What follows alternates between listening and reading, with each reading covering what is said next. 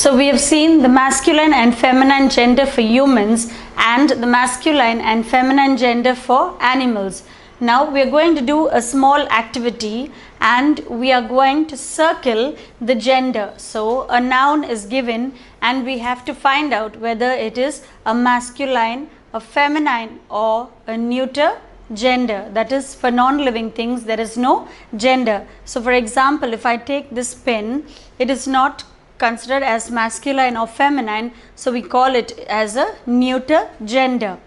This sellotape, we don't say it is masculine or feminine, but we call it as a neuter gender. That is, it doesn't belong to any one gender. So let us move on to this small activity.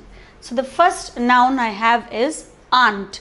So aunt, we have to see which gender it belongs to. So I have neuter gender, masculine gender and feminine gender. So aunt comes under the feminine gender. So I circle the word aunt, the word feminine. So I circle the word feminine because aunt belongs to the feminine gender. The next word, student. So we have common, masculine, feminine. So when I just say student, it does not say whether it is a boy or a girl.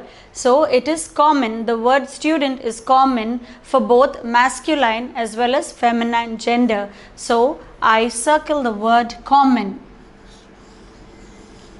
because it is not specified whether it is a boy or a girl student. They have just randomly said student. So in that case, we consider it to be the common gender. The next word is lion. So the lion, we have learned that the lion is known as the masculine gender. For feminine, it is lioness. So I circle the word masculine. So lion belongs to the masculine gender. The next word, duck. So the duck, we have three: neuter gender, common gender and feminine gender. And the duck falls under the feminine gender. So I circle the word feminine. The next word, wife. Again we have feminine, masculine, neuter. So the wife comes under the feminine gender.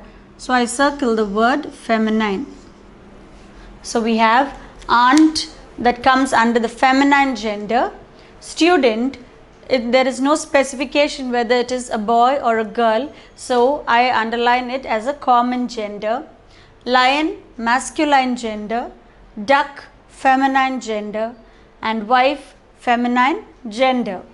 Then we have certain words that come under the masculine gender and we have to write the feminine gender of these nouns.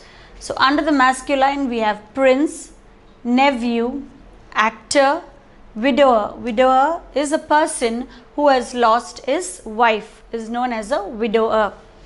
Gander, landlord and brother. So we have all the masculine genders and now we have to write the feminine genders of these words. So for prince, the feminine gender is princess. So I write the word princess.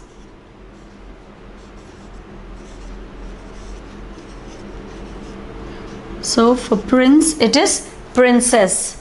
For nephew, the feminine gender is niece.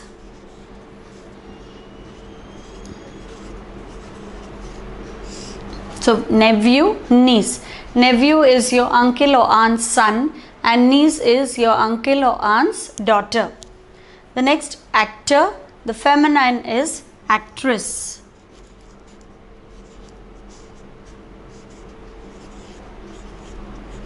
So the feminine of actor is actress. The next is widower, the feminine is widow.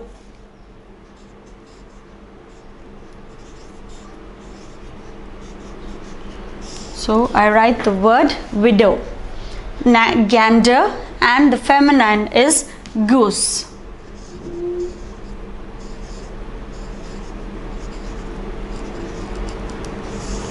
The feminine of gander is goose. The next, landlord, the feminine is landlady.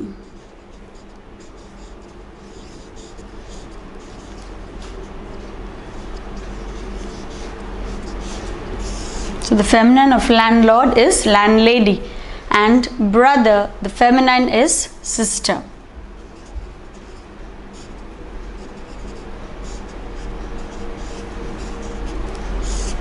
So these are the feminine gender of the words given: prince, princess, nephew, niece, actor, actress, widower, widow, gander, goose, landlord, landlady, brother, sister.